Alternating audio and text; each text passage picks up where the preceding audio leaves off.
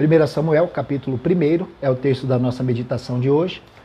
Acredito que os irmãos já estão com ela aí aberta. E nós vamos ler todo o capítulo desse texto, como eu disse, para contextualizarmos mais precisamente. Portanto, eu estarei lendo, os irmãos acompanham a leitura aí desse texto, e nós depois estaremos tirando algumas lições e vendo aquilo, experimentando, provando, extraindo aquilo que Deus quer falar conosco nessa noite. Diz assim a palavra do Senhor Deus. Houve um homem em Ramá, Taim, Zofim, da região montanhosa de Efraim, cujo nome era Eucana, filho de Jeroão, filho de Eliú, filho de Tou, filho de Zufi, Eframita. Tinha ele duas mulheres, uma se chamava Ana e a outra Penina. Penina tinha duas filhas, porém, tinha dois filhos. Ana, porém, não os tinha. Este homem subia da sua cidade, ano em ano, a adorar e a sacrificar ao Senhor dos Exércitos, em Siló. Estavam ali os dois filhos de Eli, Ofne e Finéias, como sacerdote do Senhor. No dia em que Eucana oferecia seu sacrifício, dava ele porção deste a Penina, sua mulher, e a todos os seus filhos e filhas. E Ana, porém, dava porção dupla, porque ele a amava, ainda mesmo que o Senhor houvesse deixado estéril. A sua rival a provocava excessivamente para a irritar, porquanto o Senhor lhe havia cerrado a madre. E assim o fazia ele de ano em ano. E todas as vezes que Ana subia à casa do Senhor, a outra a irritava, pelo que chorava e não comia. Então Eucana, seu marido, lhe disse: Ana, por que choras? E por que não comes? E por que estais de coração triste? Não te sou eu melhor do que 10 filhos? Após terem comido e bebido em Siló, estando Eli, o sacerdote, assentado numa cadeira, junto a um pilar do templo do Senhor, levantou-se Ana, e com amargura de alma orou ao Senhor, e chorou abundantemente, e fez um voto dizendo: Senhor dos Exércitos, se benignamente atentares para a aflição da tua serva, e de mim te lembrares, e da tua serva te não esqueceres, e lhes deres um filho, varão, ao Senhor o darei por todos os dias da sua vida, e sobre a sua cabeça não passará navalhas. Demorando-se ela no orar perante o Senhor, passou ali a observar-lhe o movimento dos lábios, porquanto Ana só no coração falava. Seus lábios se moviam, porém não se lhe ouvia voz nenhuma. Por isso, Eli a teve por embriagada. Ele disse: Até quando estarás tu embriagada? Aparta de ti esse vinho.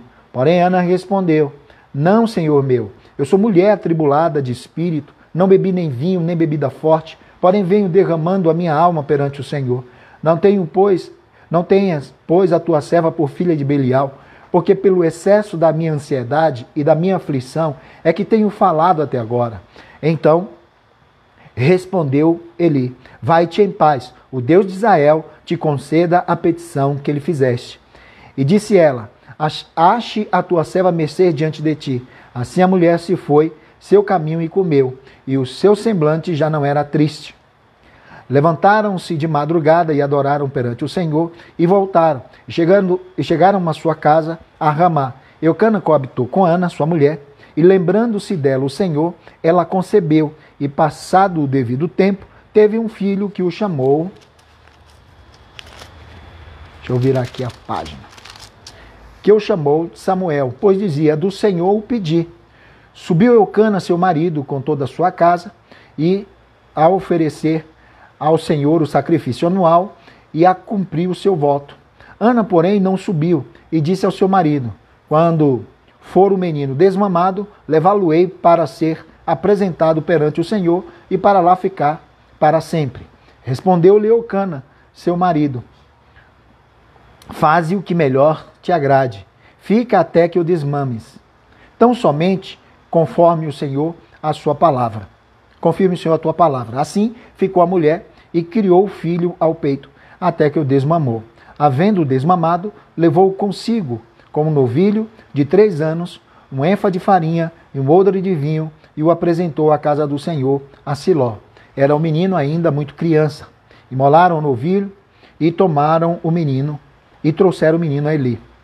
E disse ela: Ah, meu senhor, tão certo como vives, eu sou aquela mulher que aqui esteve contigo orando ao Senhor.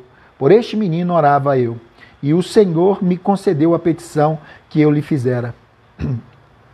Pelo que também o trago como devolvido ao Senhor por todos os dias que viver, pois do Senhor o pedi, e eles adoraram ali ao Senhor.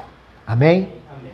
Pai, fala conosco mais uma vez, nos edifica a tua igreja, aqueles que estão aqui presentes, mas também aqueles que estão acompanhando essa live ao vivo e aqueles que mais tarde ou qualquer outro dia possam ouvir, que sejam edificados pela palavra do Senhor, alcançados pela palavra do Senhor.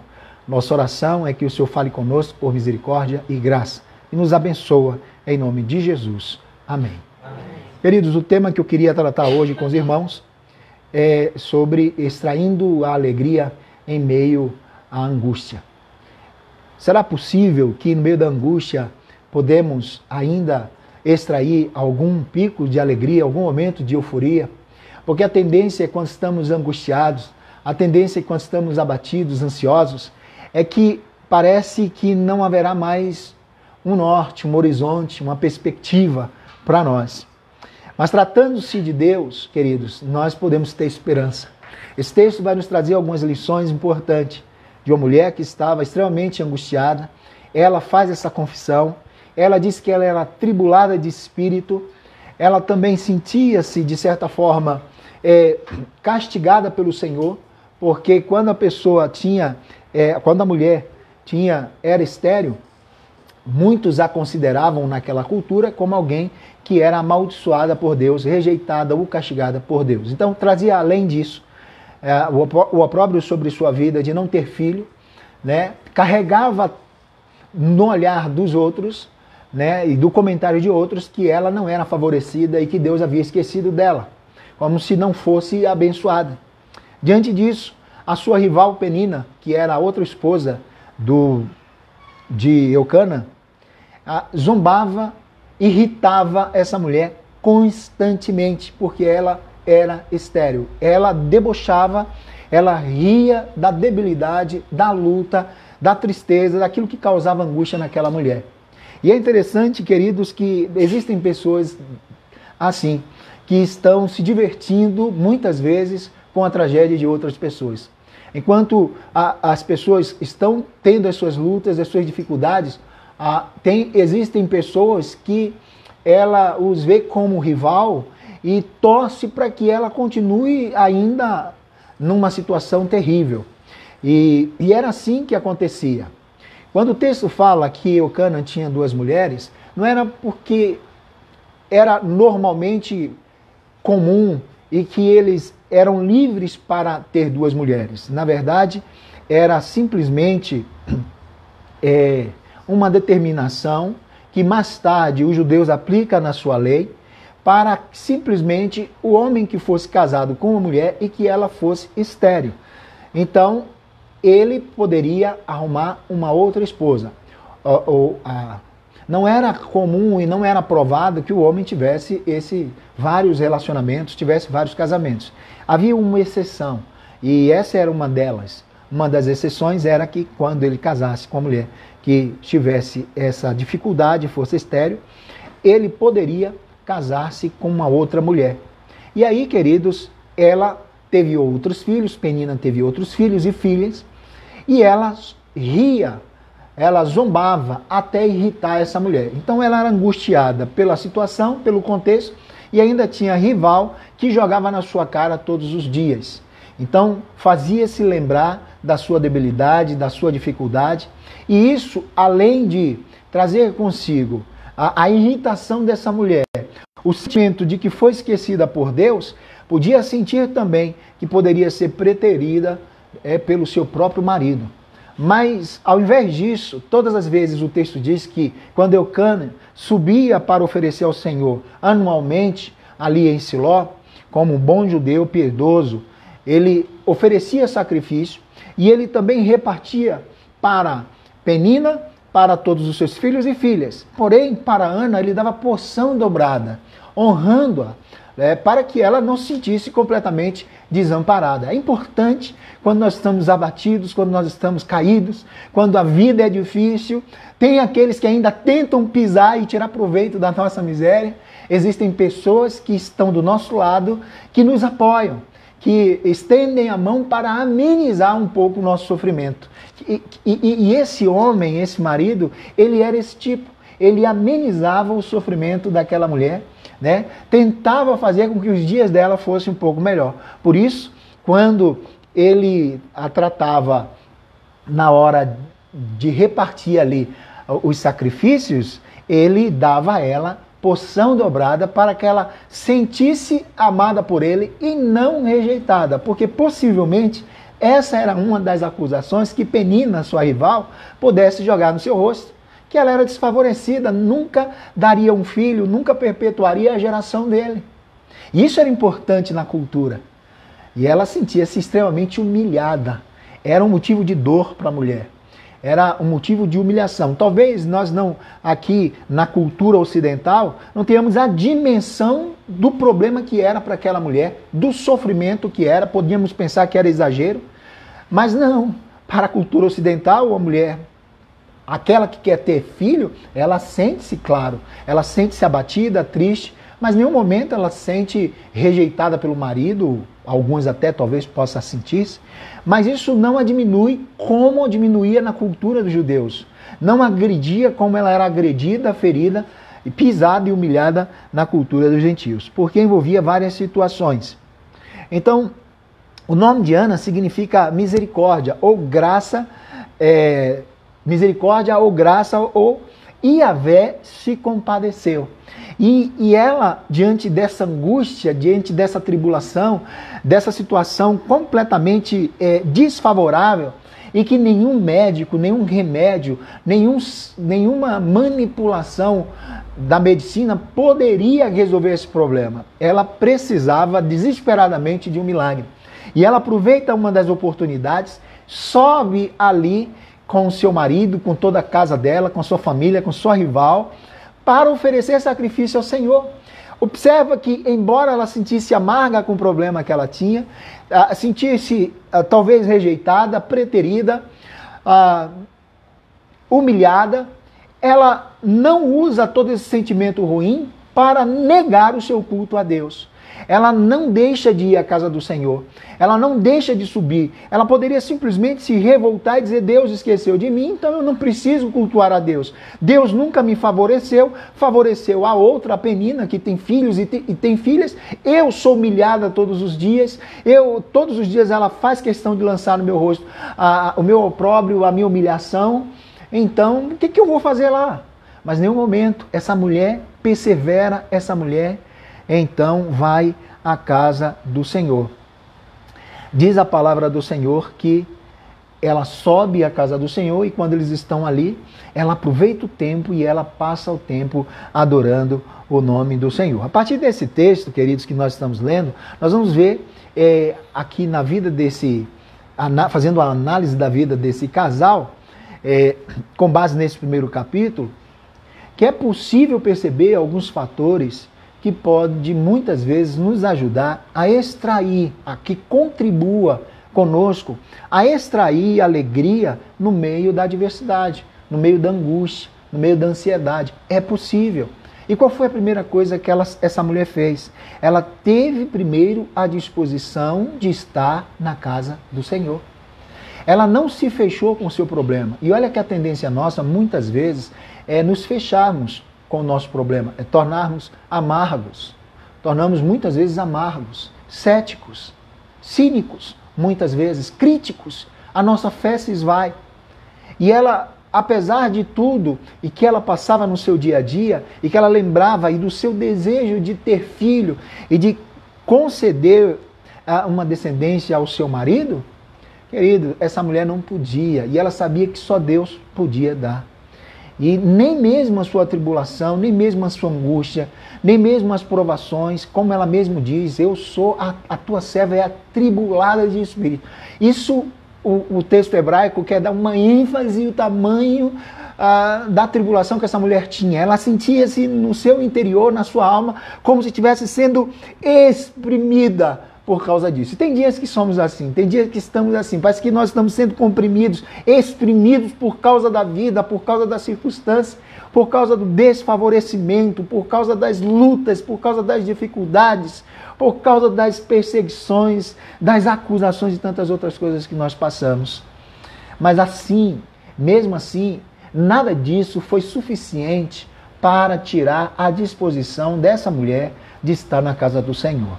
Foi o primeiro passo, estar na casa do Senhor. Estar diante de Deus, colocando seu coração. Ela fez do Senhor, da habitação da casa de Deus, o seu refúgio.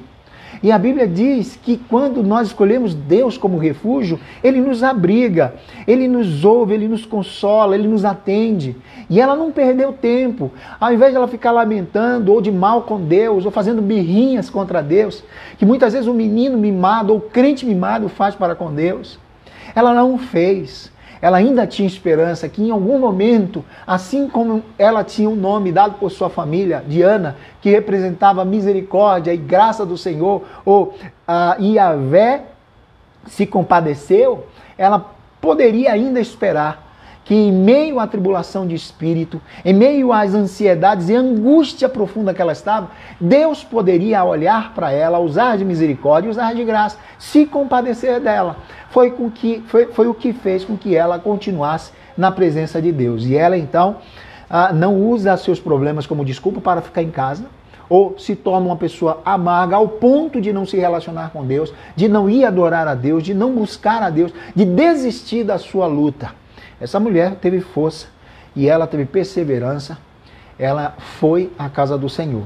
Ela teve essa disposição de estar à casa do Senhor. Nós vamos ver na Bíblia, principalmente no Novo Testamento, muitas pessoas que tiveram e que alcançaram o seu milagre, a transformação na sua vida, a página virada da sua história, porque também com dificuldade, debilidade, enfermidade, lutas, tiveram na sinagoga aonde Jesus estava. E naquele dia, Jesus a curou, Jesus o transformou, Jesus o libertou, quebrou cadeias, operou grandes milagres. Porque mesmo com suas debilidades, com suas dificuldades, as pessoas não colocaram isso como barreira para continuar o seu relacionamento com Deus. Então, a primeira lição que nós podemos extrair, o que pode nos ajudar em meio a dias de angústias, de ansiedade, de espírito atribulado, não perca a disposição de estar diante do Senhor, de fazer da casa do Senhor seu refúgio. E essa mulher faz da casa do Senhor o seu refúgio. O verso 6 vai dizer que a Penina provocava excessivamente. Era uma tribulação constantemente, dia após dia, uma perturbação no seu espírito. E a gente faz isso, queridos, não temos uma Penina do nosso lado, mas muitas vezes, queridos, nós temos as setas do inimigo, que quando acordamos pela manhã, ele faz questão de nos lembrar dos nossos problemas. Ele faz questão de nos mostrar os nossos gigantes. Aquilo muitas vezes que nos roubam a paz e nos abate. E por mais que você tenha a sua atividade no dia a dia, muitas vezes aquilo é tão significante para você que o diabo fica lançando na sua mente e você passa o seu dia atribulado de espírito.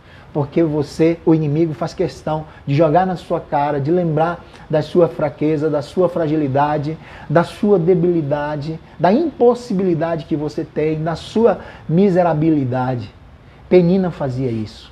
Ela era responsável para lembrar todo dia a Ana o seu opróbrio, a sua tristeza, a sua miséria, a sua angústia.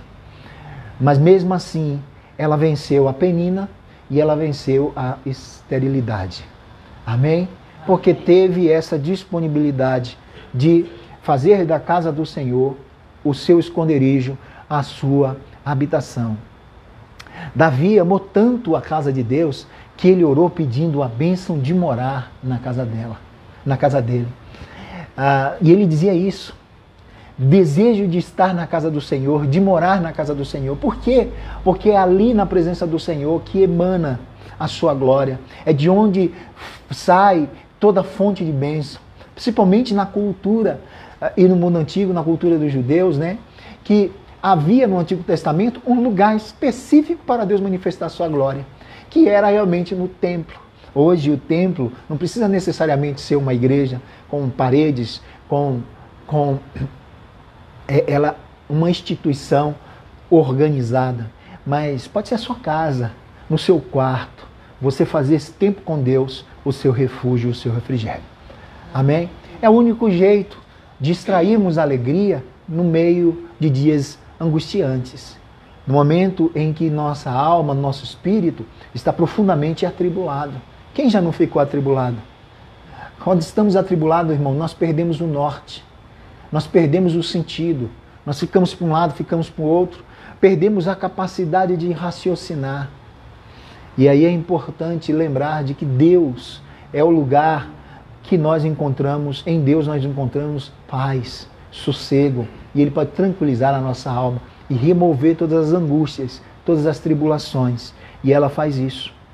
Ela não só faz isso, a segunda lição que eu aprendo dessa mulher é que ela, além de fazer da casa do Senhor o seu refúgio, da presença do Senhor o seu refúgio, ela entrega a Deus a sua angústia.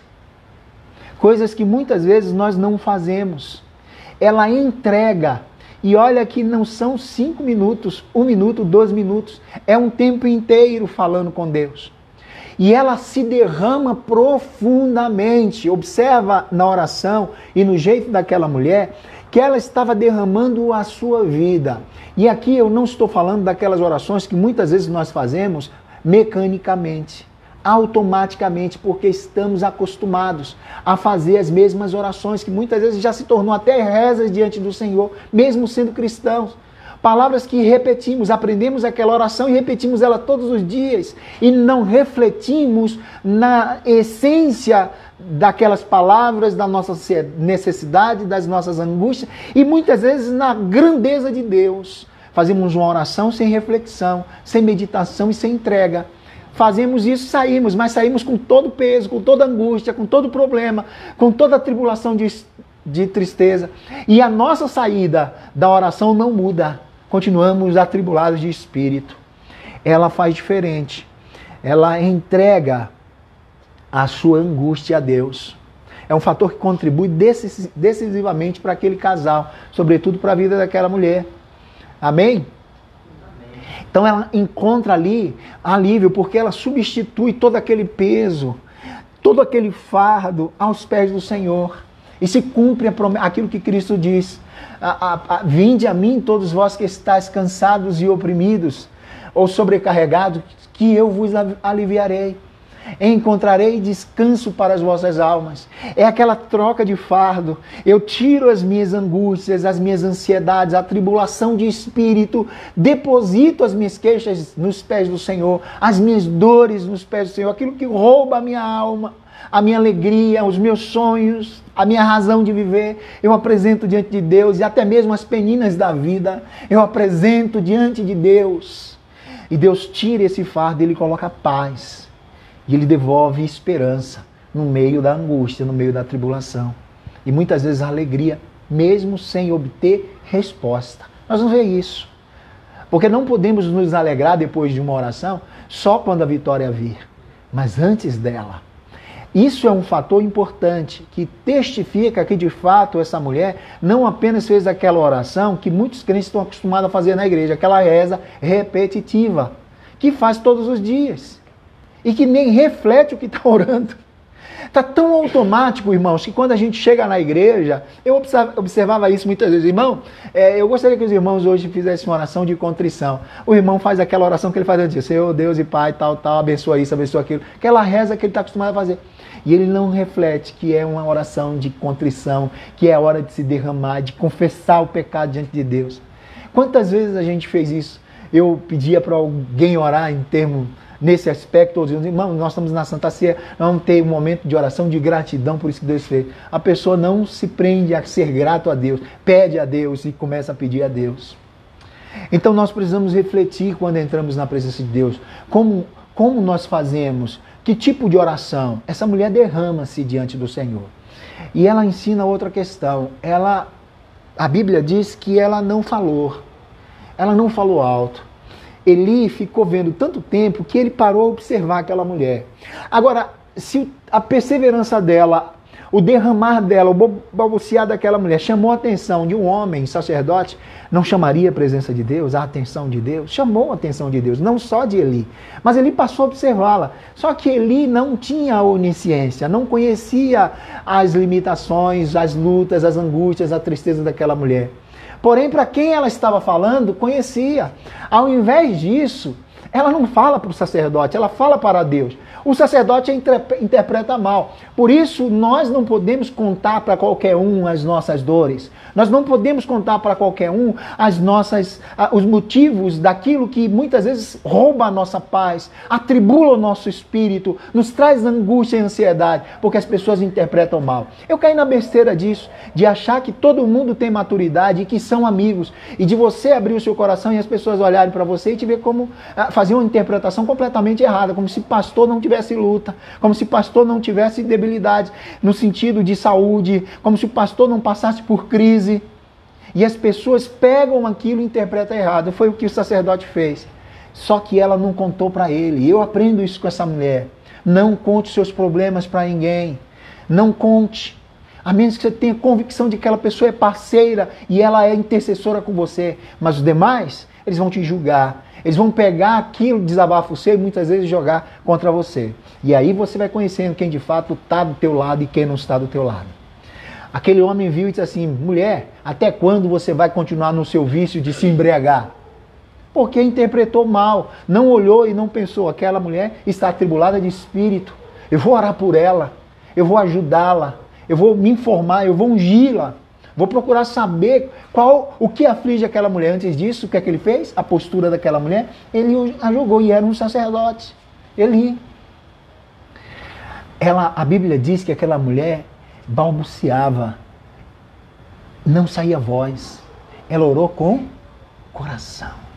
O que você precisa, o que você quer, é só Deus que precisa saber. É só Deus. E Deus vai te interpretar perfeitamente. Deus não te julga. Embora é o único que tem a capacidade e o ministério de ser juiz. É Ele. Portanto, aprenda com essa mulher. Não abra a sua boca para que todo mundo ouça os seus problemas. Ore com o coração. Ele ficou curioso para saber. Como ele não soube, ele a acusou. Ele disse: não tenha a tua serva por filha de Belial. Eu nunca bebi bebida, eu não bebi vinho e nem bebida forte. A tua serva está atribulada de alma, de espírito. Estou ansiosa. Estou clamando a Deus. Aí ele entende e diz que o Senhor conceda. Queridos, a Bíblia diz que aquela mulher, quando saiu, ela comeu e o seu semblante já não era mais o mesmo. Não é isso que o texto diz? Não é isso que o texto diz? Aquela mulher, ela quando ia para o culto, para o templo oferecer, ela não comia. Ela não se alegrava. E ela ficava angustiada, perseverando. Ao invés de celebrar que os outros estavam comendo, estavam bebendo, porque depois do sacrifício, muitas carnes do sacrifício eram oferecidas, também sobrava para que eles fizessem banquetes. E eles comiam e bebiam. Ao invés disso, ela estava lutando pelo seu sonho. Ela estava clamando pela sua vitória. Ela disse: a tua serva não bebeu nem vinho e nem bebida forte. Não tome a tua serva por filha de Belial. A tua serva está atribulada de espírito, profundamente ansiosa e angustiada. Então, ela está pedindo, eu estou pedindo ao Senhor uma bênção, que também eu não vou dizer para você. Não precisa que ninguém saiba. Deus é suficiente para saber dos seus problemas, porque Ele pode mudar. E outra, Deus não te trata indiferente. Deus não te julga diferentemente dos outros. O que talvez não seja importante para você, é importante para outro. Talvez, para muitos, aquele lamento daquela mulher, como até mesmo para o seu marido, por mais que ele a amasse, e por mais que ele fosse bondoso com ela, ele não entendeu a importância que era para ela ter filho. Ele disse para ela: por que está triste? Por que não come? Por que você está assim desse jeito? Não sou eu melhor do que 10 filhos? Para ela não importava, era importante, claro, a postura dele, mas tratava de uma outra coisa que era particular dela, que era importante para ela e que até o marido dela precisava entender que o que não era tão importante para ele era para ela. Amém? E às vezes a gente age assim. Às vezes o que não é importante para mim é importante para minha esposa. É importante para o meu filho, para minha filha. E a gente julga a partir daquilo que achamos que é importante. Ah, fulano, você está chorando à toa. Você está se abatendo à toa. Ah, porque o que é importante para mim não é importante para você. Por isso você está falando isso. Então, por esse motivo, nós não podemos compartilhar com todo mundo. Porque nem todo mundo vai compactuar conosco, compartilhar das nossas dores, daquilo que é importante, daquilo que é essencial para a gente. E às vezes a pessoa diz assim, fulano está chorando por besteira, está se acabando, fulano. É besteira para você, mas para aquela pessoa é importante. Por isso Deus não nos trata indiferente. Não faz pensamentos ou julgamentos precipitados. Amém? Amém. Então aprenda que você já apresentou diante de Deus, então descanse. A Bíblia diz que depois que aquela mulher ora, olha só o que o texto vai nos dizer. Aqui no final. Verso 17. Então lhes respondeu Eli. Verso 16. Ela não diz qual era o sonho dela ou a necessidade dela. Diz assim, verso 16.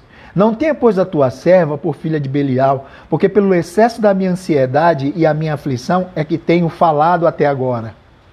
Então lhe respondeu Eli, vai-te em paz, e o Deus de Israel te conceda a petição que lhe fizeste. Ele não sabia, mas Deus sabia. É importante isso. Apresente as suas dores a Deus. Derrame a tua alma a Deus. Entrega a tua angústia a Deus. É a segunda lição que eu aprendo para extrair alegria em meio aos dias angustiantes. Amém? Amém.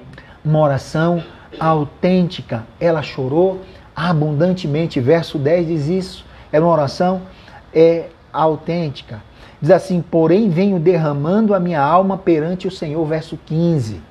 Então, a sinceridade e entrega naquilo que você está pedindo, Deus ouve você, Deus te consola e Deus te honra. Tiago vai dizer, chegai-vos para Deus, Ele se chegará a vós outros. Muitas vezes nós continuamos na angústia, é porque estamos tão fracos, tão sem esperança, que não nos achegamos mais a Deus. E aí, queridos, nós permanecemos mergulhados no poço da angústia, da ansiedade e da tribulação de angústia. Amém? Amém. Filipenses vai dizer que nós devemos entregar ao Senhor toda a nossa ansiedade. Amém? Então a ansiedade, irmãos, é um grande flagelo dos tempos modernos. Tem adoecido pessoas. É um indicioso adversário, aniquilador da personalidade humana. Portanto, entregue a Deus, que é o único que pode quebrar as cadeias e transformar a nossa realidade. Então, entregue sua alma perante o Senhor, derrame sua alma perante o Senhor. Dentro desse ponto, ore em silêncio. Jesus disse, olha, quando você for orar, tranque a porta do seu quarto e em secreto fale com teu pai, e o teu pai que te vê em secreto, ele te responderá. Não precisa bradar para todo mundo. Existem momentos que nós precisamos de parceiros de oração, mas aí a gente tem que selecionar, porque nem todo mundo está preparado para isso. Amém? Ao invés de te ajudar, vão te julgar, te interpretar completamente errado. Depois disso, a Bíblia diz que essa mulher entregou, ela saiu diferente. Olha só o que diz o final, verso 18. Verso 17. Verso 18. E disse ela, ache a tua serva mercê diante de ti. Assim a mulher se foi, seu caminho comeu. Ela não comia mais. Ela não estava comendo quando ela subia para o templo, ela não comia. Era só orando, jejuando, clamando. Mas depois que ela entregou mesmo. Ela não pegou de volta, irmão. Ela entregou. Ela foi, comeu. E o seu semblante já não era mais. Por quê? Porque ela tinha convicção de que agora o seu problema estava na mão daquele que pode operar o milagre. O seu problema, a sua luta, a sua angústia, aquilo que afligia a sua alma, estava agora na mão do Todo-Poderoso. Ela mudou o semblante. Sabe o que é isso? Fé. É ter certeza de que Deus pode mudar. Sabe por que muitas vezes nós saímos da oração e continuamos angustiados, irritados, abatidos? Porque não estamos crendo. Ou muitas vezes falamos, mas não entregamos. Ela entregou. E isso é a causa de que o seu semblante já não era mais triste. Amém? Amém. Ela se alegrou. Mas ela começou a se alegrar quando engravidou? Não. No término da sua oração e da bênção do sacerdote. Ela já saiu alegre. Ela já saiu confiante. Jesus disse que nós devemos, se pedirmos alguma coisa, crendo, assim seria feito. Uma outra coisa que Jesus nos diz nesse aspecto é que quando orarmos, nós devemos já agradecer pelo que já pedimos, como se tivéssemos recebidos. E nós não aprendemos isso. Nós oramos e ficamos olhando para o horizonte, esperando. Aí quando a bênção chega, que nós vamos alegrar. Cante a vitória antes dela chegar. Amém?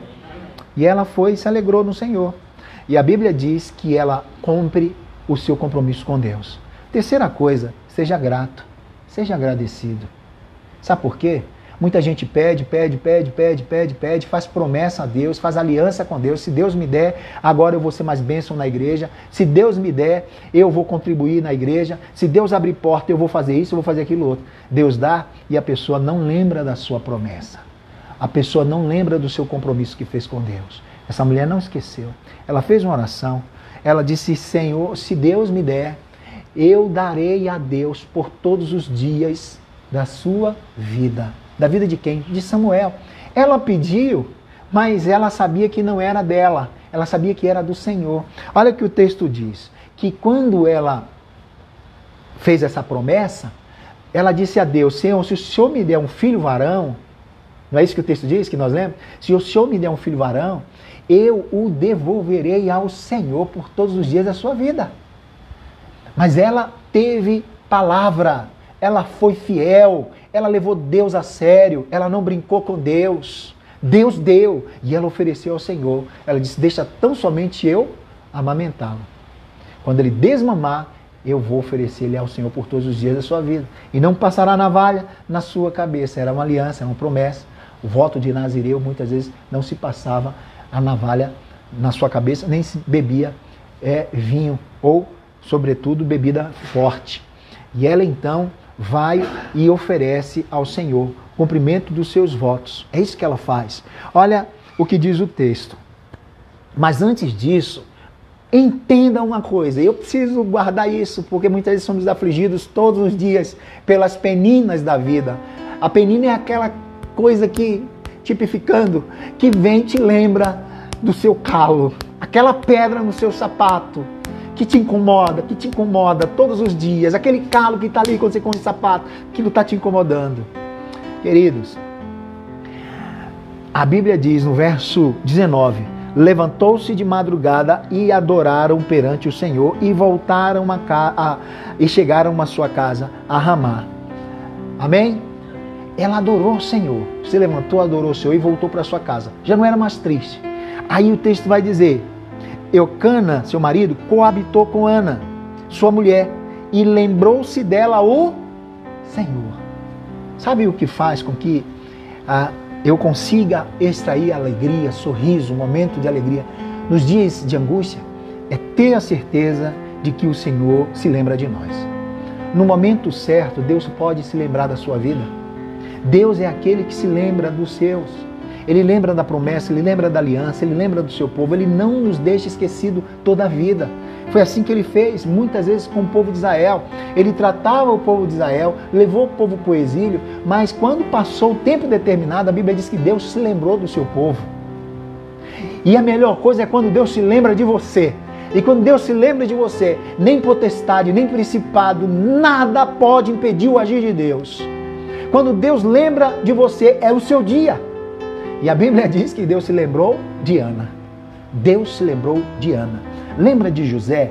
quando ele estava preso, e veio então 2 homens que eram servos de Faraó, que estavam presos, e os 2 tiveram sonhos, e os 2 vieram a José, e José, por Deus, revelou o seu sonho. Disse que um seria decapitado, e o outro seria restituído o trabalho. E depois que ele deu esse sonho, aconteceu isso. Os 2 foram chamados, um foi decapitado e o outro foi restituído o seu posto de volta.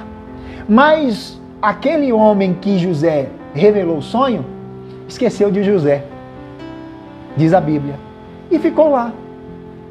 Um dia, Faraó teve um sonho. E quando ele teve um sonho, ele mandou chamar todos os sábios, alguém que pudesse interpretar.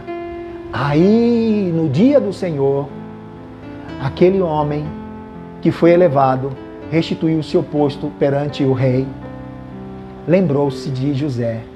Meu Senhor, tem um homem lá no cadeia, quando eu estava preso, o Senhor nos mandou lá. Foi assim, assim, assim, e se cumpriu. Um foi decapitado e hoje eu estou aqui. Cumpriu o sonho. Ele revelou o sonho. Manda chamar ele. Deus se lembrou de José no cárcere. A minha esperança é que um dia o Senhor se lembre de mim, se lembre de nós. Amém? Mas fato é que ele se lembrou. Deus se lembra daqueles que choram aos seus pés. Deus se lembra daquele que derrama a sua alma perante ele. Deus se lembra daqueles que esperam nele. Ela esperava nele. Amém? E o Senhor lembrou. Mas depois disso, ela cumpriu os seus votos. Ela sobe depois com o menino e apresenta ao Senhor. A Bíblia diz, eu vou ler aqui um texto bíblico que vai falar sobre isso. Quando nós temos que oferecer, fazer voto ao Senhor, nós devemos cumprir, porque Deus não se agrada de voto de tolo. É aquele voto que você faz e não cumpre, não está disposto a cumprir, somente tentar enganar Deus. Se eu me dar isso que depois eu dou, aí quer dar um tomé em Deus, como eles dizem aí fora. E tem muita gente que tenta dar tomé em Deus, pede, mas só que Deus conhece o coração, Ele sabe exatamente quem vai cumprir e quem não vai cumprir. A questão de Deus dar é que se eu estou preparado para receber aquilo que Ele tem para mim. E Ele só vai dar no momento certo, não baseado no que eu prometo a Ele. Porque, queridos, o único que não é homem para que minta e não se arrependa é Deus. Nós somos falhos e podemos nos enganar. Amém?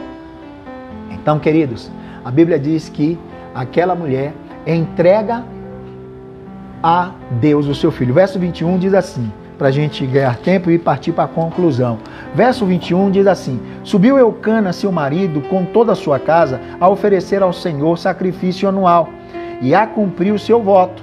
Ana, porém, não subiu, e disse ao seu marido, quando for o menino desmamado, levá-lo-ei para ser apresentado perante o Senhor, e para lá ficar para... a gente precisa aprender isso. Porque Deus nos dá a bênção, a gente acha que é nossa. E aí não quer nem compartilhar com Deus. Ela sabia que era Deus. Deus deu alegria a ela, ela disse assim, aqui é do Senhor. E o meu filho está seguro é na mão de Deus, não na minha mão. Não tem melhor investimento e segurança do que você entregar seus filhos a Deus. De nós entregarmos os nossos filhos a Deus. E assim ela fez. Verso 23, respondeu-lhe Eucana, seu marido, faz o que melhor te agrade, fica até que desmames, tão somente confirme o Senhor a sua palavra. Esse é o grande problema. Se Deus não confirmar a palavra, nós não cumprimos nossos votos. E tão somente o Senhor confirme as palavras dos seus lábios, para que ela não mudasse de ideia depois.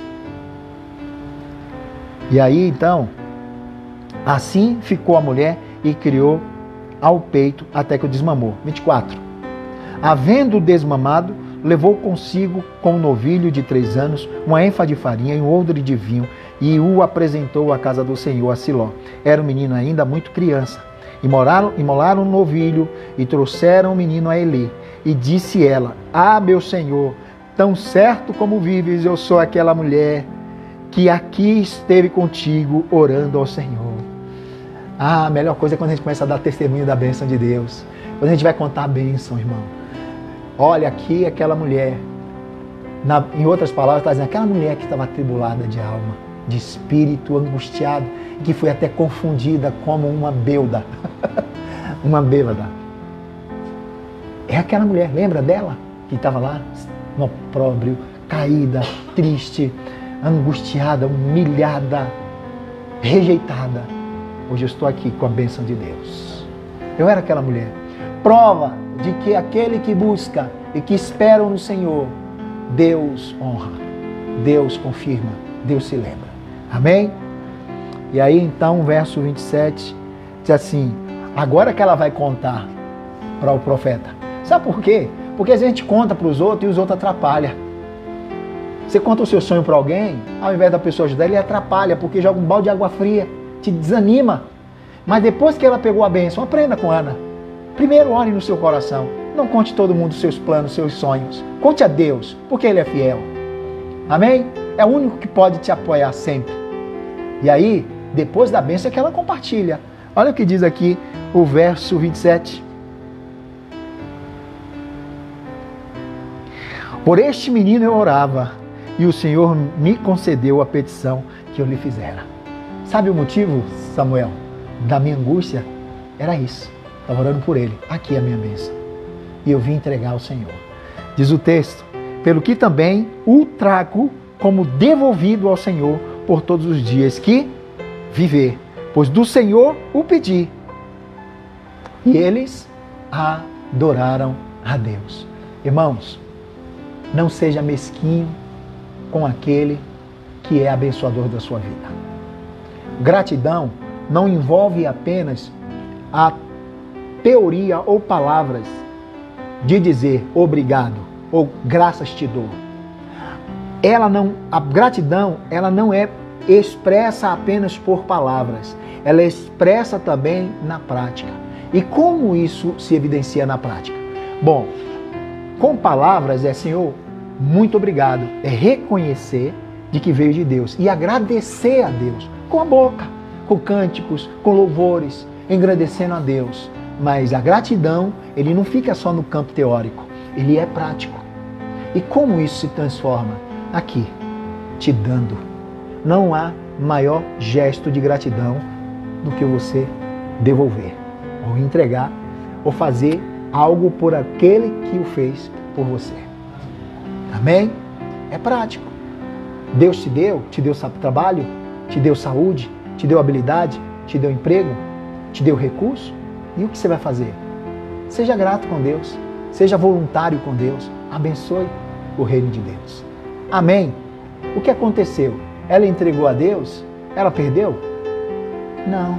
Primeiro ela teve alegria, a libertação de sair do opróbrio, nunca mais a Penina lançou no rosto dela, Penina foi derrotada, a sua doença foi vencida, ela foi honrada e ela honrou aquele que a honrou. E o que aconteceu depois? Ana teve 3 filhos e 2 filhas. Deus a multiplicou. Amém? Com Samuel, que ainda era filho dela, 6. Você não perde em devolver ao Senhor. Você só ganha. Que Deus nos abençoe em nome de Jesus. Amém. Irmã Nila, ora por nós.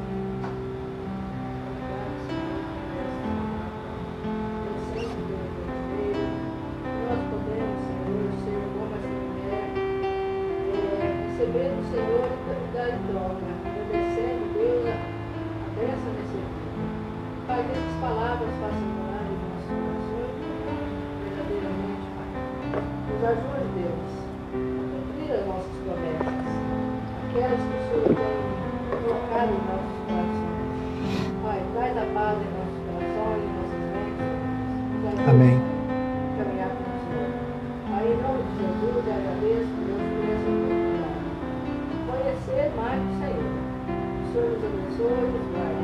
Nos dê uma semana de paz, uma semana de entendimento, uma semana de bons convívios de Deus. Pelo misericórdia do Senhor, Senhor, sobre todos nós, sobre todo o povo de Deus, Pai. Espalhado na face da terra. Amém. Amém. Deus abençoe a todos e que essa palavra se cumpra na vida de cada um de nós. Amém?